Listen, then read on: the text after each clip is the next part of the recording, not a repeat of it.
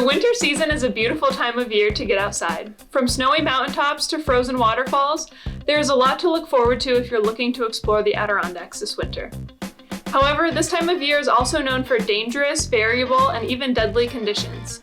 You can stay safe and maximize your experience by planning ahead and preparing for your adventure.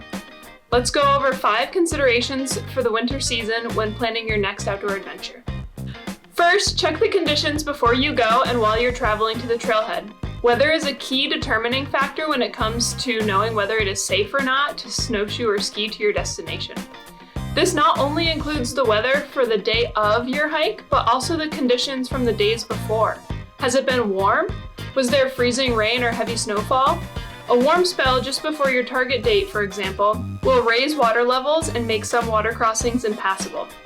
You will also want to consider daylight. When is sunrise and sunset?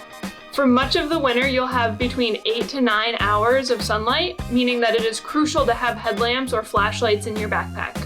Next, select a hike that is appropriate for your group's fitness level and winter experience. You wouldn't run a marathon before your first 5K, right? When I first got into winter hiking, I started with hikes that were roughly half the distance of the summer hikes I was comfortable doing, and then worked my way into longer, more difficult hikes. If this is your first time going out for a winter hike, consider somewhere that you've gone before. Being in a familiar setting can make it easier in winter conditions. Third, check the rules and regulations of the area you're visiting. There could be regulations on ski and snowshoe use, fires, as well as seasonal parking and road closures. For example, the High Peaks Wilderness requires snowshoes or skis when the off-trail snow depth is 8 inches or deeper. This is not only to protect you from hazards, such as spruce traps, but also to prevent post-holing, which are deep, icy depressions created by bare boots in deep snow that are particularly dangerous for skiers.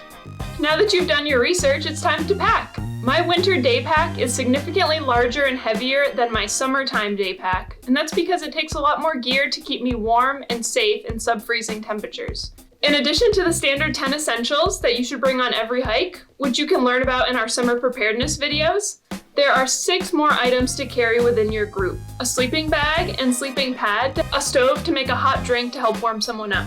Hand warmers can help your hands stay warm, but also warm your body if put by your neck or armpits. Traction, microspikes, snowshoes, or skis will help you navigate the backcountry snow and ice and keep the trails passable for others behind you. Layers and more layers, but no cotton, as it loses the ability to insulate when wet.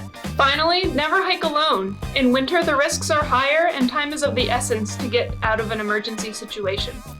We always recommend recreating in groups of 3. This way, if one gets hurt, then one can stay to help and the other can go to a place to contact emergency personnel.